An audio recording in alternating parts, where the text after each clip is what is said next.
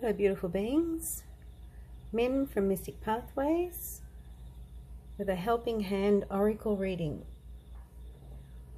This is where Spirit's giving us a helping hand, that regardless of what the energies are coming in or coming at us or we're sitting in, what is the best way for us to hold ourselves, look after ourselves, contain ourselves, move ourselves forward. It's always good to get guidance on what specifically is going to help us with the coming energies. So let's dive in with what is the best mental practice for the coming energies, please, Spirit. The coming energies, what is the best meditation for us to practice? There we go, that's out.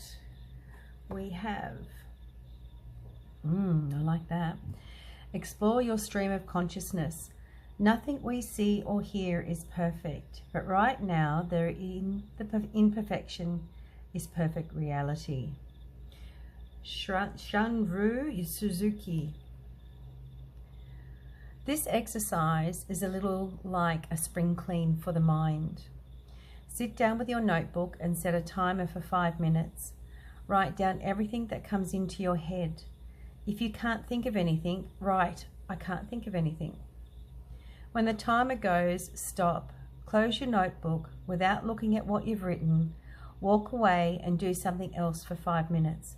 Then come back and read throughout what you wrote, paying attention to any reoccurring themes. Finally, tear the page out of your notebook and destroy it. This will reassure you that nobody will ever see or ever read what you wrote, and it will help you to write more freely in the future, which is beautiful. I often do sit and write thoughts that come into mind, and when I've listened to someone or watched something and it's prompted a thought, and I muse on that and I write those notes down. So explore your stream of consciousness. It's like automatic writing. It's just allow yourself to write whatever it is that you're thinking, whatever information that comes into your mind, whatever perceptions or perspectives or insights that you might be having, writing about your emotions. What it's going to do is help you get clearer on what's going on for you, but also you begin to trust yourself, especially if you destroy it and nobody gets to read it. You'll build up self-trust that you can share with yourself without losing any integrity or respect, without giving it away. Thank you, Spirit. What is the best meditation then for the coming energies, please, Spirit? What's that helping hand that's going to help us with meditation, please, Spirit? And it is leap. You go first, the universe will catch you. And that can be like a leap of faith, blind faith. It's not waiting for proof, it's believing in the first instance. Oh, I like it, leap. And on the card you can see she's leaping into a full moon, and we are going to be going into a full moon. We've just had a new moon. Big changes abound, lots happening in the world. Hence getting a little helping hand and a little heads up of what's going to help us contain ourselves. Leap. 72.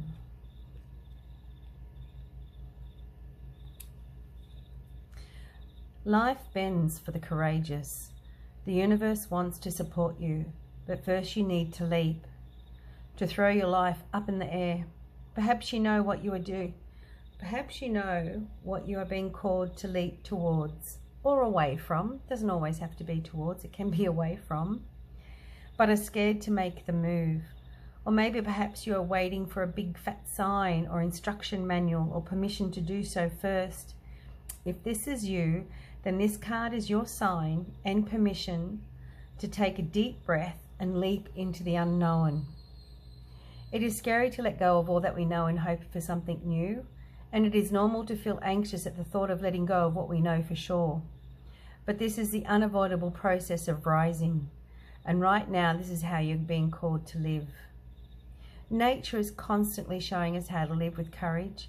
Fall comes every year and encourages the trees to loosen their grip, to allow what once was so full of life to fall away, leaf by leaf.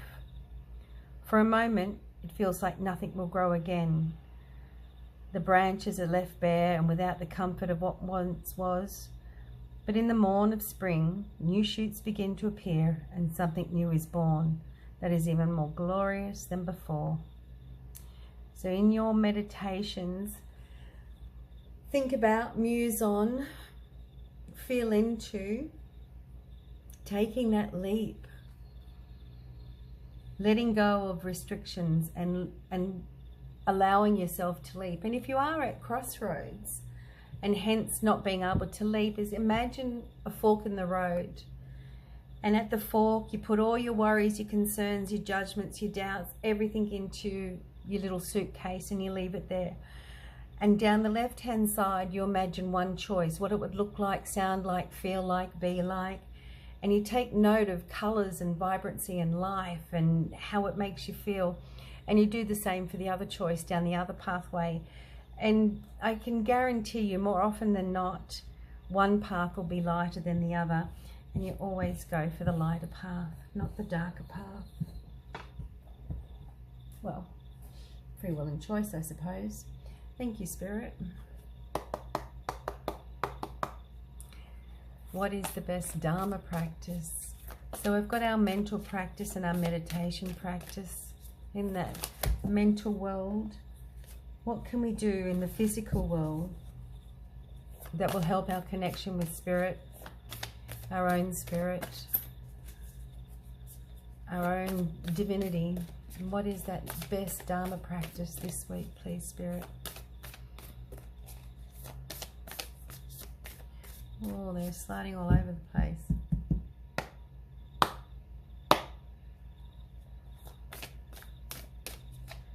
What is the best Dharma practice for the energies this week, Spirit? What is the Dharma practice? Here we are. Earth pulsing. Pulse of the mother. Slow down. Time in nature. We're just talking about nature in the Leap of Faith, how it teaches us so much. I go into nature for all my answers. Trees, I find, are beautiful listeners, and they're very wise and they're very stabilizing. So find yourself a good tree. A mysterious pulse is woven through all of life. The planet itself has a rhythm. You can see it in the seasons. We just talked about that. It's time to reconnect with nature and surrender to the pulse of the earth. Earth pulsing is my favourite tool for surrendering to the rhythmic pulse of the mother and the entire universe. Today, many of us are disconnected from the land beneath us. Somewhere along the way, a severing happened, a moment when it became too painful to stay connected. We feel unsupported and as if we don't belong. We look to other people in the external world to fill the void of the connection, holding and belonging once again given to us by the earth.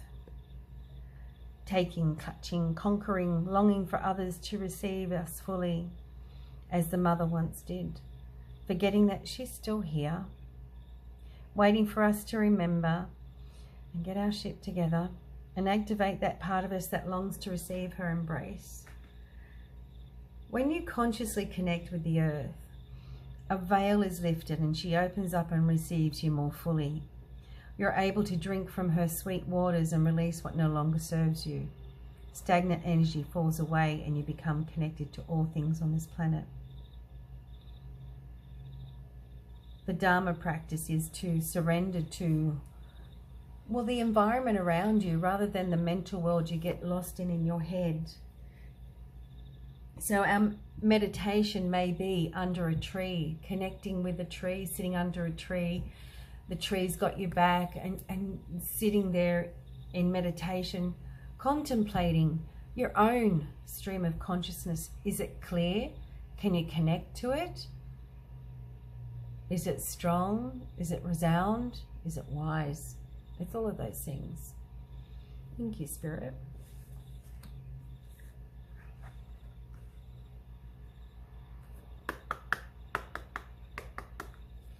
And the best attitude, please, Spirit. The best attitude to embody for the energies that are coming, please, Spirit. The best attitude to embody with the coming energies is use it for inner alchemy. We do have the ability, if we can get clear enough and wise enough, to see the sides of both coins, the negative and the positive, the blessing and the curse, and being able to flip it, to remember that can guide you, that, you know, things happen for us. It's how we utilize those lessons and those experiences, good, bad, beautiful, and different. It's how we utilize it. So our best attitude to embody is to understand the gold you seek is hidden within the dark shadows of self. Shadows that encompass fear, rage, guilt, shame, injustice, all the ones that bring you down. By consciously walking through the darker aspects of self with understanding unconditional love, forgiveness and compassion, healing and a return to wholeness is achieved. When you can master this process of inner transformation, of being able to hold your shadow, being able to, so I guess the best attitude to embody for this week is the ability to hold your own space. Being able to self-correct and self-soothe. Being able to hold that space for yourself no matter what's going on and, you know, maybe raging through you. Being able to hold that space for you and navigate your way through is inner alchemy. It teaches us tools we wouldn't usually be able to learn otherwise. Thank you, Spirit. So the best approach to adopt then for this coming energies, please, Spirit.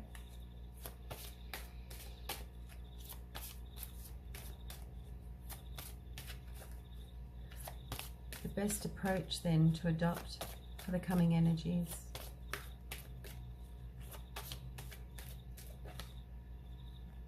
Limitless. That's your approach. It's not allowing your own mind to tell you you cannot. Because that you definitely won't then, will you? If you're already telling yourself you can't, well, you're not. You won't. So it's all very powerful. Don't conform to the beliefs of others. Live your own truth and share this with the world with love. Through this card, limiting beliefs and conformity are being addressed. It is easy to get caught up in the material world with its illusionary expectations, false sense of security, and living our lives in what society deems as perfect society bubbles. You know, we're making it up as we go along. Never in our history before have we lived like this. And so when someone says they're an expert on something, it was like, well, how do you know? We're making it up as we go along. And it's only in hindsight do we get to say, oh, we shouldn't have done that. Or maybe we should have done this, and we shouldn't have given them that, and we shouldn't have done this, and we shouldn't have injected them with that. And there's so many things in hindsight that we're learning from, because we are making it up as going along, because we've never lived like this before, so nobody knows. So it's like learning to come back to self and like live your life according to you. It's like harm none, but the more you can harmonize within yourself and live by your values, your morals, your ethics, your principles, your dreams, your visions, you'll make it happen if you're determined.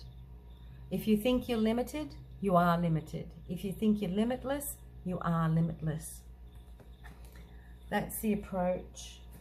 Just be open to creation. Thank you, Spirit. And what is at the heart of the matter? That needs acknowledging, please, Spirit. That we either need to challenge or we need to embody.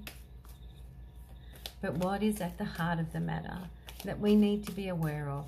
By acknowledging it, bringing it to the light of the day, takes its power away. Thank you, Spirit. What is at the heart of the matter?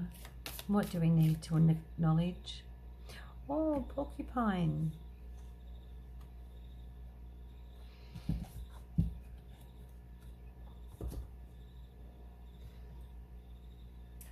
Porcupine medicine.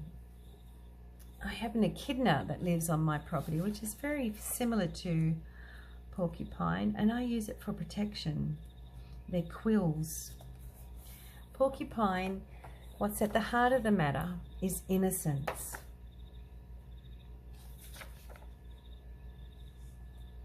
In choosing the porcupine card, you have given yourself a gentle reminder not to get caught in the chaos of the adult world where fear, greed, and suffering are commonplace.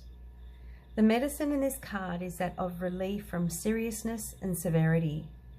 Open your heart to those things that give you joy as a child. Remember the preciousness of fantasy and imagination, and the making of some game or toy from nothing but scraps. Honor the playfulness of the spirit that lets everyone win. I'll read that again. So the heart of the matter, what needs to be acknowledged. Honor the playfulness of spirit that lets everyone win. It's just, you do you. You do you. And play, learn to play. I actually had to look up the meaning of play. As an adult, it was like, oh, we can understand as a child, but what's play to me now as an adult? And play is anything that you enjoy with no purpose or practical use for, and you enjoy it. That's play. So go play. Go innocently play with the things that you enjoy doing that just helps you pass the time, and you just get satisfaction and enjoyment out of doing it. That's at the heart of the matter. That's what we've got to remember and embody. Not to get so caught up in the mundane and the man-made concepts and constructs, and understand that we are part of a much, much bigger picture on this most glorious planet. That, you know, trusting the energies, trusting yourself, trusting your connection to source and nature, and remembering the child within. Beautiful. So what is our healing code, please, Spirit?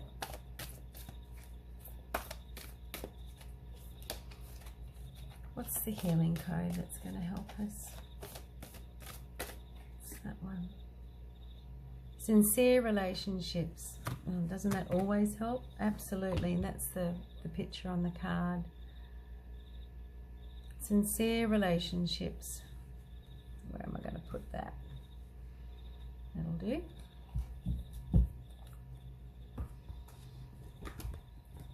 We all know what it's like. I think we've all at some time experienced a dysfunctional or toxic relationship or connection. And it's through no judgment, because, you know, 99% of people are wounded, dysfunctional, insecure, and toxic. Not always all fully 100% toxic, but we may have toxic aspects or behaviors or patterns. And it's only through the healing journey of coming back to self, the inner alchemy of changing that victim mindset into self-mastery, you understand and appreciate sincere relationships are so important. So this is the healing code. Bring your awareness to the people you surround yourself with. Toxic associations can create stress, sadness, apprehension, and other negative emotions. It is important that you are honest about how you feel about your most significant relationships. This is not limited to romantic relationships and may include an employer, a family member, or a friend who has a lot of influence in your life. Consider whether a relationship is causing you unnecessary stress. What do they say that? It's like, before you diagnose yourself with depression, make sure you're not surrounded by assholes. Is your social life a source of negativity? This exercise is not about blame. It is, you are simply deciding how your various relationships affect your emotional energy. If there is tension in a relationship, try having a healthy conversation with the individual involved, and sometimes you can't do that. Take responsibility for your role in this situation, but be clear on what it is that you want as an outcome. Examine how you relate to the people who you meet. Having healthy relationships brings more health to your life. If a relationship is sincere, the communication is relaxed. There is honesty. Both parties feel empowered, and your life is truly better with this person in it. They're the kind of relationships you want. On the picture, on the card, two nature pixies hug as they look out over a beautiful landscape that is both snowy and filled with flowers. Strong relationships are not seasonal or available only when it is convenient. When you are in ideal relationships, you can find the beauty, grace, and charm of the people you are with. The butterflies fluttering around the flowers indicate you are more than capable of making the changes needed to create loving and positive relationships. Isn't that beautiful? The flowers represent blessings, protection, and potential growth for all involved. The bird is a messenger. There is a situation before you that needs to be met head on. You deserve to have relationships that are loving and supportive of you. Having sincere, optimal relationships will be so much healthier for you in the long run. It is so true. So that's the healing code, is to think about the kind of relationships you have around you. And you don't have to do it all at once and suddenly overnight. It's like, start strategizing what you can do to turn things around if you need to, or acknowledging that you have got sincere relationships around you. How are you celebrating that? And how are you acknowledging that? Thank you, Spirit. With the tarot deck, we are asking, what needs to be articulated, please, Spirit? What needs to be articulated that we either need to challenge or accept, please, Spirit? What aspect of ourselves needs to be articulated with the coming energies this week? So that'll help us accept or challenge. Ah, the Magician. Wow, we are magic beings. There we go. The Magician is all about manifestation. It's about learning. And it's about communication and magic and taking that leap of faith. If we've got things that block us, magic's not going to happen. And so for me, it's accepting, not challenging. We need to accept that we are the Magician, that we are at the beginning. This is a number one of changes coming. Start of the Fire Horse New Year, other changes happening. That's what we need to accept and articulate. And remember, when you're feeling challenged, it's like, go within that inner alchemy. What can I do to flip this on its head? Have you got a close friend or loved one that you can connect to for support? Get out into nature. I found my tree. And with this card, the animal magic, we're asking for the animal spirit that is going to help us. What we need to, it's like the spirit of the hare. What part of the hare is going to help us with the energies this week? What advice have they got for us that we could use during the coming energies? And the key word is insight.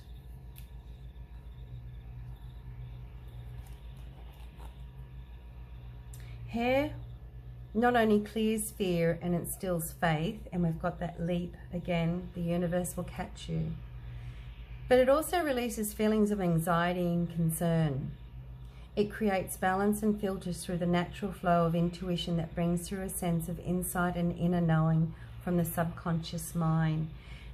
The coming energies is asking us the best way for us to move through the coming energies, whatever it is, good, bad, beautiful, indifferent, inner, triggered, whatever, is really asking us to go within and find that inner strength and trust that's what's happening is meant to be happening, and you just go about living your life, creating that magic from the inside out, instead of being externally stimulated like we're taught all our lives, is become internally driven. So what's that dream? What's that desire? What's that purpose? What is it that's driving you? And it can be very simple, it can be very complex, but the more you get to know yourself, the more you'll be able to transform your life. Hair also awakens more creative urges, gifts and talents. You could find yourself drawn into a new hobby. So this is the time, so the hair energy is asking us to get creative. Whether that's spiritually creative, it could be materialistically creative. And clearing a lot of our phobias. It is, and that's the only way you really get to, and I know this because I've lived it, is you've got to face your anxiety to heal your anxiety. You've got to know what's going on. And the more you can face it, and the more you then can not so much appease it and suppress it and whatever. It's like face it and go, okay, what's the solution? What do I need to do? Is it guilt, shame or doubt? And those three things are generally what causes anxiety. Is which one is it? And when you know, then you turn it around, you flip it on your head. I hope this helps. And the crystal spirit, please, for the energies, that's going to help us with ease. Just be that gentle guide that can give us that ease and grace. What crystal spirit is that, please? Lapis lazuli. Again, self-knowledge. Gosh, there's so much this week about self and coming back to self and understanding self. So working with the crystal lapis lazuli, and that's a beautiful crystal. The deep blue with the gold flecks through it.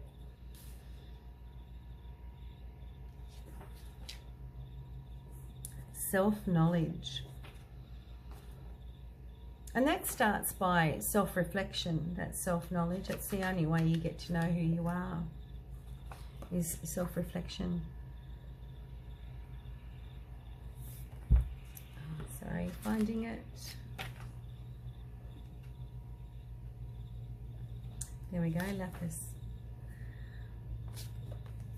This ally is indicating to you that a time of intense spiritual learning is at hand. This is a period of initiation into the mysteries of the workings of the infinite. When lapis lazuli appears, you can be sure that your guides and guiding angels are preparing you for a period of growth and enhanced understanding of your path and purpose on the earth plane. This learning may reveal to you aspects of yourself that were previously unknown to you. Accept this new understanding with joy, for it indicates a new level of spiritual maturity. Lapis may also be indicating to you that you need to do some soul searching. Are you living the life you would choose for yourself? Are your behaviors and creations matching who you know yourself to be? Take stock of your inner gifts, beliefs and desires. Then ask for the energy of lapis to aid you in manifesting your true potential on the earth plane. The affirmation is, I open to divine understanding. So a lot about coming back to self and finding your strength and your innocence with these coming energies. Whatever that may be, is remembering that you're here for a reason, you're here for a purpose. You are the magician of your own life. Go out and find that tree, sit with it, let go of your fears and be open up to the unknown, because that's actually where the magic is. Well, I certainly hope this helps. Aho, amen, so mote it be.